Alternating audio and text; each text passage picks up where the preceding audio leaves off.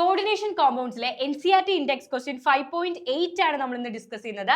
ചോദ്യം ഇതാണ് മക്കളെ, രണ്ട് കോംപ്ലക്സുകൾ തന്നിട്ടുണ്ട്. ആദ്യത്തെ കോംപ്ലക്സ് ഒരു ഇന്നർ ഓർബിറ്റൽ കോംപ്ലക്സ് ആണെന്നും സെക്കൻഡ് വൺ ഒരു ഔട്ടർ ഓർബിറ്റൽ കോംപ്ലക്സ് ആണെന്നും നിങ്ങൾ പ്രൂവ് ചെയ്യണം. യെസ്, നമുക്ക് നോക്കാം. ഫസ്റ്റ് കോംപ്ലക്സ് ഇതാണ്. ഈ ഒരു കോംപ്ലക്സിൽ കൊബാൾട്ട് ആണ് സെൻട്രൽ മെറ്റൽ അയോൺ. കൊബാൾട്ടിന്റെ അറ്റോമിക് നമ്പർ 27 ആണ്. ഇതിനെ രണ്ടായിട്ട് സ്പ്ലിറ്റ് ചെയ്താൽ നിങ്ങൾക്ക് ഔട്ടർ ഇലക്ട്രോണിക് കോൺഫിഗറേഷൻ കിട്ടും. എന്താണ്? ആദ്യം കാണുന്നത് 4s ഇലക്ട്രോൺ, രണ്ടാമത് കാണുന്നത് 3d electron. So 3d7 4s2 എന്നാണ് നിങ്ങൾക്ക് കിട്ടുക. എന്നാൽ ഇവിടെ ശ്രദ്ധിക്കുക, കൊബാൾട്ട് +3 ഓക്സിഡേഷൻ സ്റ്റേറ്റിലാണ് മക്കളെ. അപ്പൊ +3 ഓക്സിഡേഷൻ സ്റ്റേറ്റ് എന്ന് പറഞ്ഞാൽ 3 ഇലക്ട്രോൺ കൊബാൾട്ടിന്റെ കയ്യിൽ ഇല്ല. അത് എവിടുന്നാ പോവുക? 2 ഇലക്ട്രോൺ 4sൽ നിന്ന് പോകും, 1 ഇലക്ട്രോൺ 3dയിൽ നിന്ന് പോകും. സോ 3d7 എന്നുള്ളത് 3d6 ആയിട്ട് മാറും. 3d6 4s0 ആയിട്ട് മാറും. അപ്പൊ നമുക്ക് 3d6 വരയ്ക്കാം. 1 2 3 4 5 6. ഇവിടെ ശ്രദ്ധിക്കുക, ഇവിടുത്തെ ലിഗാൻഡ് എന്ന് പറയുന്നത് NH3 ആണ്. NH3 സ്ട്രോങ് ഫീൽഡ് ആണോ വീക്ക് ഫീൽഡ് ആണോ? NH3 കൊബാൾട്ട് 3+ കൂടെ ഒരു സ്ട്രോങ് ഫീൽഡ് ലിഗാൻഡ് ആയിട്ടാണ് ആക്ട് ചെയ്യുക. അതുകൊണ്ട് തന്നെ പെയറിംഗ് നടക്കും. പെയറിംഗ് നടന്ന് ഈ 2 ഇലക്ട്രോണുകൾ ഇങ്ങോട്ടേക്ക് വരും. സോ നമുക്ക് വരയ്ക്കാം, പെയറിംഗ് നടന്നതാ ഇവര് രണ്ടും ഇപ്പുറത്തേക്ക് എത്തി. സോ ഇവിടെ 2 വേക്കന്റ് d ഓർബിറ്റലുകൾ ഹൈബ്രിഡൈസേഷൻ അവൈലബിൾ ആയി.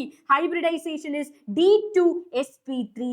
അപ്പൊ ഇന്നർ d ഓർബിറ്റൽ ആണ് ഹൈബ്രിഡൈസേഷന് യൂസ് ചെയ്തത്, അകത്തുള്ളതാണ്. അതുകൊണ്ട് തന്നെ ഇതൊരു ഇന്നർ ഓർബിറ്റൽ കോംപ്ലക്സ് ആയി. ഇനി രണ്ടാമത്തെ കോംപ്ലക്സ് നോക്കാം.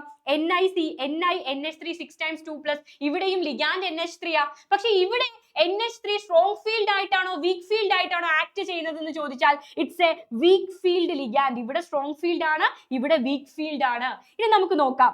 Ni നിക്കലിന്റെ അറ്റോമിക് നമ്പർ 28 ആണ്. ഇലക്ട്രോണിക് കോൺഫിഗറേഷൻ കണ്ടുപിടിക്കാൻ ഇത് രണ്ടായിട്ട് മുറിക്കുക.